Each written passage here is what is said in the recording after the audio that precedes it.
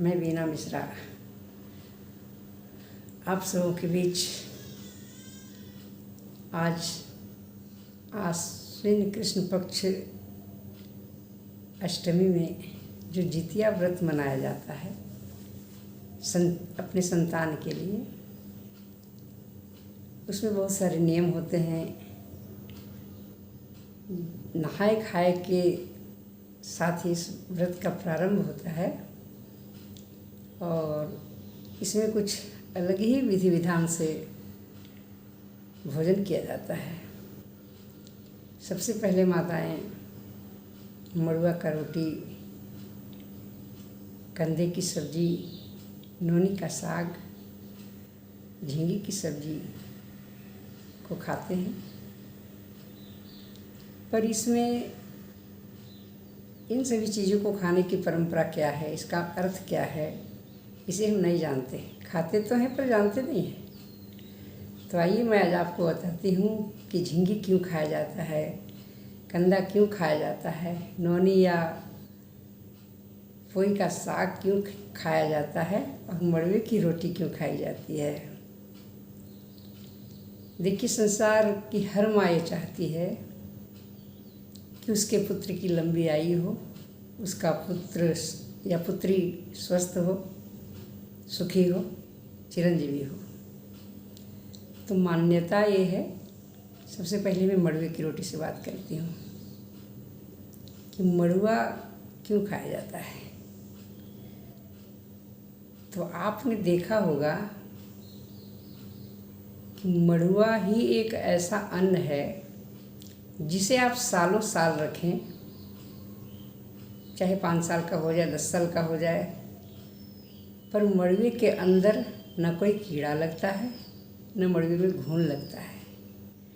तो जिस प्रकार मड़ुआ सालों साल रहे पर उसमें घुन नहीं लगता, कोई कीड़ा नहीं लगता, तो माताएं इस मान्यता के साथ मड़ुआ खाती हैं कि यदि मैं मड़ुआ खाऊंगी, अपने संतान के लिए व्रत करूंगी, तो हमारे पुत्र के शरीर में भी न कोई बीमारी होगी, न कोई दुर्बलता आएगी, न कोई कीड़ा लगेगा। दूसरी बात, सतपुतिया क्यों खाते हैं। सतपुतिया की मान्यता है कि सतपुतिया का फल जब लगता है तो एक नहीं लगता, एक साथ अनेकों फल उसमें लगते हैं।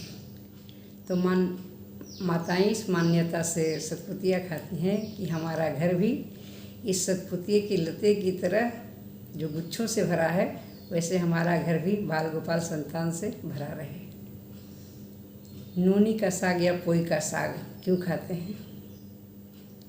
इसकी ये मान्यता है कि नोनी साग या पोई का साग कभी जड़ से नहीं मरता, और आप इसे लगा कर भी देखिएगा कि इसकी टूटी हुई डाली को भी यदि आप आकर के लगाते हैं तो ये फल बढ़ जाता है, सजीव हो जाता है, बढ़ जाता है, लहलहाता है। तो ये नोनी साग और पोई की साग अमृतत्व को प्राप्त है। माताएं इस मान्यता से इस साग को खाती हैं कि हमारे पुत्र की भी आयु बहुत लंबी हो, बहुत दिनों तक जिए।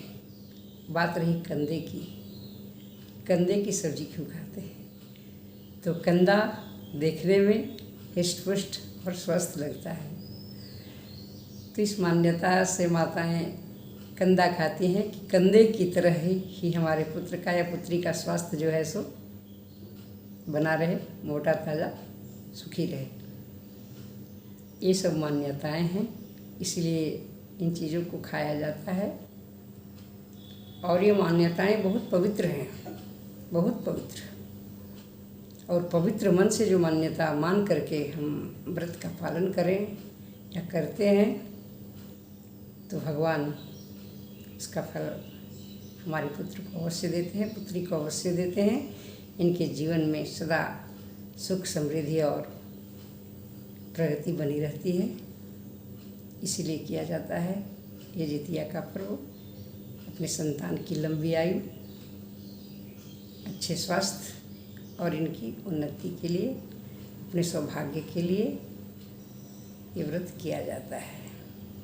प्रेम से बोलिए जीवित भगवान की जय, जितिया महारानी की जय, चिल्ही सियारी की जय।